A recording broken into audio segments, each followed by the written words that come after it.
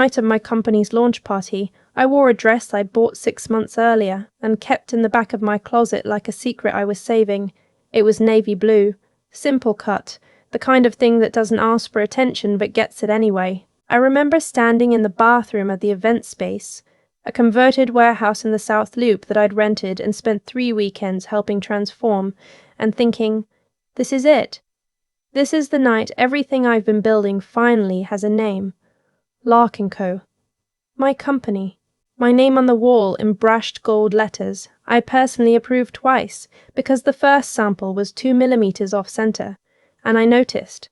I'd started it from a spare bedroom in a 1-bedroom apartment in Pilsen, Chicago, 4 years ago.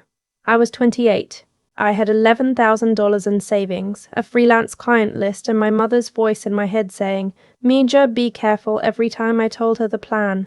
My father had nodded slowly at the kitchen table, the way he does when he's proud, but doesn't quite have the words for it yet. He'd said, you always figure it out. That was enough for me. The company was a brand strategy consultancy, small, scrappy, real. By the time of the launch party, which was really a celebration of landing our first major anchor client, a regional healthcare network that had chosen us over 3 firms twice our size, we had 6 full-time employees, a proper office in the West Loop, and a reputation that had taken every single day of 4 years to build. I had also, somewhere in the middle of all that, gotten engaged. My fiancé's name is Kenneth. Ken. He's 36, works in commercial real estate, and has the kind of easy confidence that fills a room before he does. We met at a mutual friend's dinner party. He laughed at something I said before I'd finished saying it, and I thought, that's either very annoying or very attractive. Turned out to be both. His family is from the North Shore. Old money, not loud about it, which somehow makes it louder. His mother, Sylvia, hosts Thanksgiving for 22 people and refers to it as a small gathering. His father, retired, golfs 4 times a week and has strong opinions about wine and very few opinions about anything else. His older sister, Faye, is the kind of person who asks questions that are actually statements. I'd known from the beginning that Sylvia was going to be a project. She'd been perfectly polite to me, always, polished polite, the kind where you finish the interaction feeling vaguely assessed. She once asked about my parents, very warmly, and when I told her my dad drove a city bus for 30 years and my mum did alterations and tailoring out of the house, she'd smiled and said how wonderful, how hard-working, and the way she said it made me feel, just for a second, like my parents were a charming detail in someone else's story. I told myself I was being sensitive. I told myself a lot of things. The launch party had been in the works for 8 weeks. I'd handled most of it myself because I am, as my best friend Tamara likes to say, pathologically capable.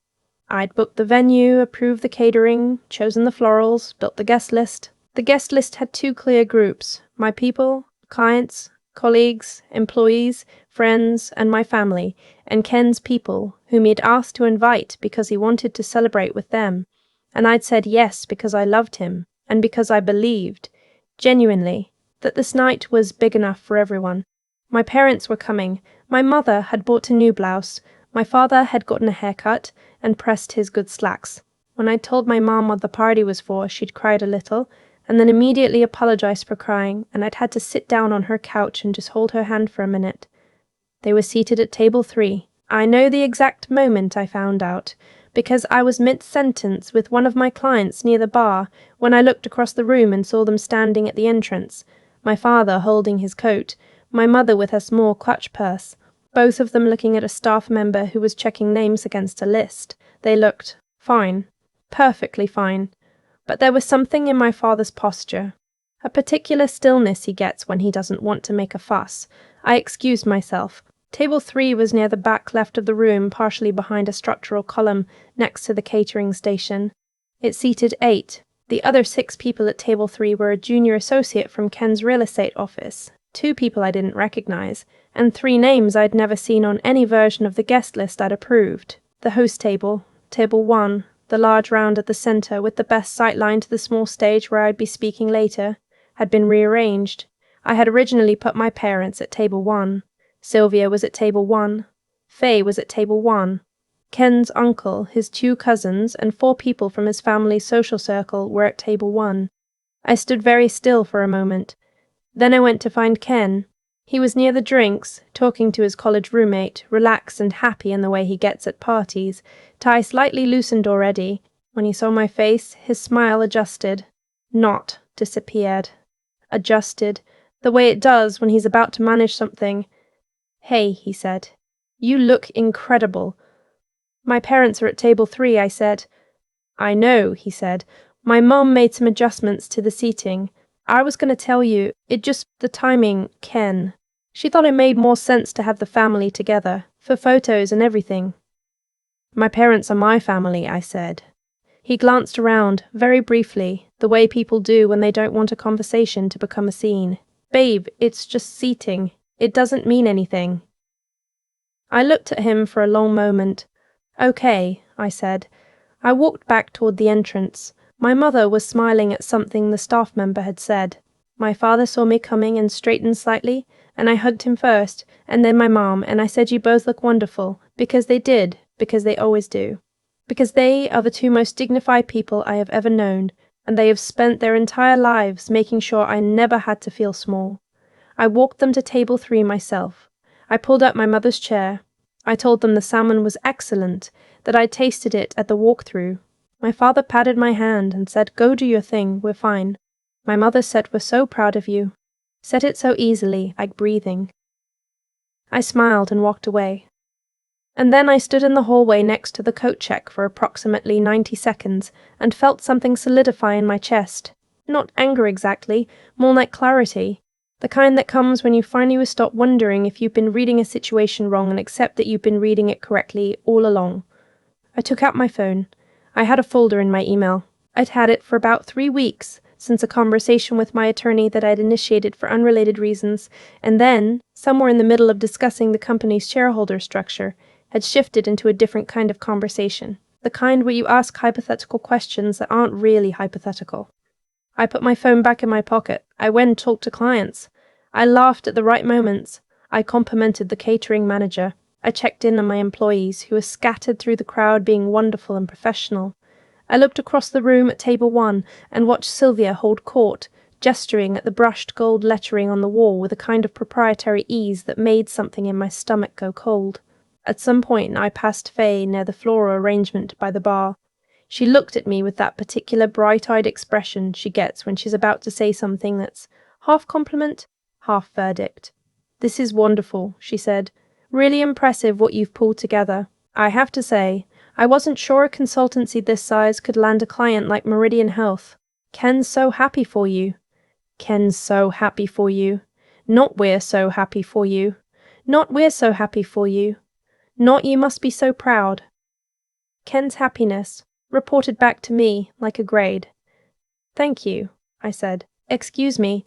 I went and found Tamara. She'd been watching, because Tamara always watches, and when I found her, she looked at me with the expression she reserves for situations that are worse than she'd hoped. "Table 1, she said. "Table 1, she confirmed. "Where are your parents?" "Table 3. Column. Catering station adjacent." She said a word under her breath that I won't repeat here, but that expressed my feelings precisely. "What are you going to do?" she asked. "I'm going to give a speech," I said. She looked at me for a moment. "What kind of speech?" "The kind I wrote," I said. "And then some additional remarks." She grabbed a glass. "Okay, I'm going to stand somewhere visible." The program started at 8:30. My business partner Jess introduced the company, gave a brief overview of what we'd built and where we were going. She was polished and warm, and the room loved her. Then she introduced me. I walked to the small stage. I had notes on an index card in my left hand, which I prepared and memorized and no longer needed but held anyway. The way you hold something familiar when you're about to do something that can't be undone. I looked out at the room. 200 people. Clients. Colleagues. Friends. My employees, who had believed in this thing alongside me. Ken, at the edge of the crowd, watching with that smile. Sylvia at table 1, very composed, a glass of white wine in her hand. And in the back left, partially behind a column, my father with his pressed slacks and my mother with her new blouse. I started with the prepared remarks. I talked about the company, about what we built, about Meridian Health and what the partnership meant, and where we were going. I talked about Jess and our team. I was good.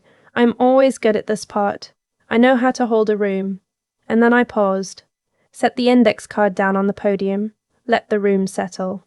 I want to take a moment, I said, to talk about something that doesn't usually make it into these kinds of speeches.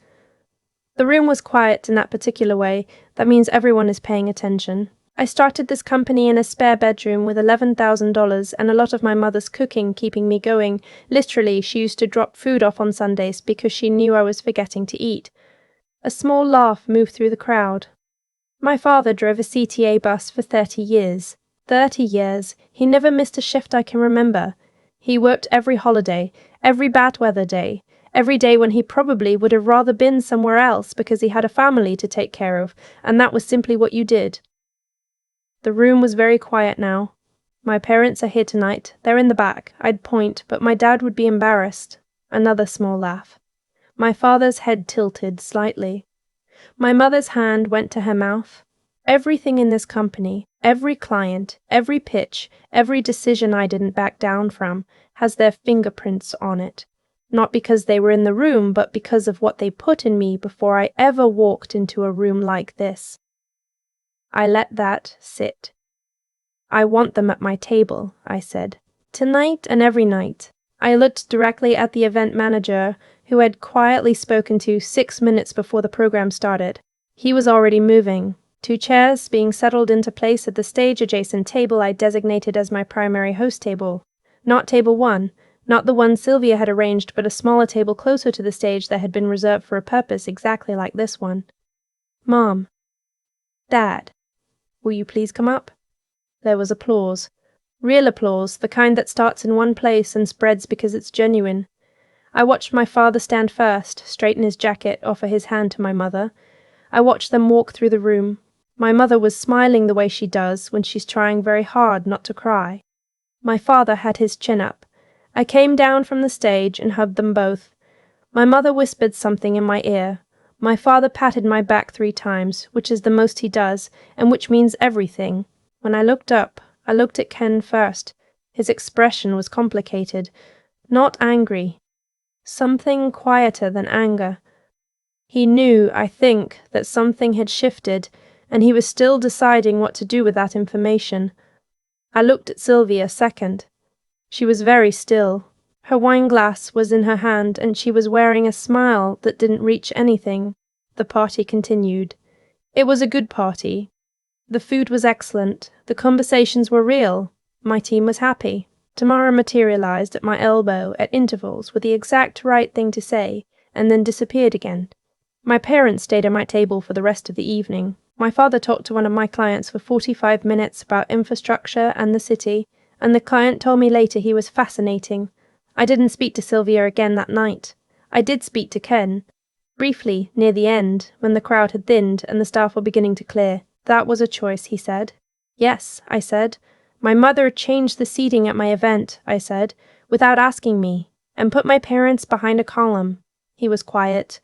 I need you to understand something, I said. Not tonight. This isn't the night for that conversation. But I need you to know that what happened tonight with the seating, that's not something I'm going to treat as a small thing. Because it isn't. He nodded. He was looking at the floor, and then he looked at me, and I could see that he understood more than he was ready to say. I know, he said quietly. You're right. We didn't talk more that night. I drove my parents home. My mother sat in the passenger seat and held my hand on the center console the whole way. My father fell asleep in the back seat before we hit the highway, which he always does in cars, and I found myself laughing quietly at the sight of him in the rearview mirror, head tilted against the window, fully unconscious at 10 p.m. That thing you said, my mother said somewhere on the expressway. About the fingerprints. Yeah. You didn't have to do that. I know, I said. I wanted to. She was quiet for a moment. That woman moved us. I know she did. You knew. Yes. She didn't say anything else. She just held my hand tighter, and I drove, and the city lights moved past the windows. The conversation with Ken happened 4 days later. We sat at his kitchen table, and I laid out what I'd been thinking. Not just about the party, but about all the times before it I'd dismissed. The way Sylvia spoke about my parents. The way he'd let her. The way I'd kept telling myself it wasn't worth addressing. That I was being too sensitive. that love was about choosing your battles. I need to know, I said, if you are willing to stand up for my family.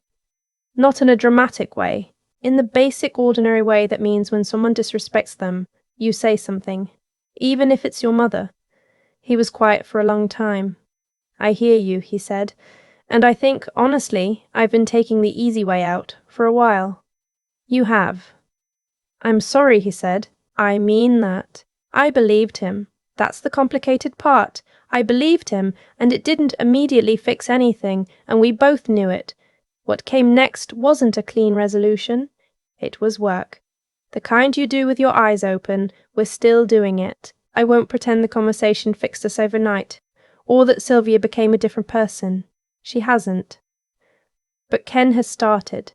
Slowly. Imperfectly. To do the thing I asked. He said something to his mother 2 weeks after the party, when she made a comment about my background, and he said it quietly and without drama, and he told me about it that night, unprompted. I don't know how the rest of this goes. I know that I'm not going to shrink myself to fit into someone else's idea of what I should be or where I come from. I know that the people who drove me to school and packed my lunch and worked every job they had so that one day I could stand on a stage with my name on the wall behind me, those people will always have a seat at my table. The best seat. Always. That's not negotiable. It never was. I just hadn't said it out loud yet. Now I have. I've thought a lot about that night since. Not obsessively. Just the way you turn something over in your hands when you're trying to understand the full shape of it. What Sylvia did wasn't complicated. She moved 2 name cards. That's all it was, physically. 2 small pieces of cardstock slid from one table to another, while I was busy somewhere else, being the person whose name was on the wall. And what Ken did, or didn't do, was just as simple. He knew. He didn't say anything. He told himself it didn't matter, or that the timing wasn't right, or that it was just seating. The thing about small choices is that they're never really small.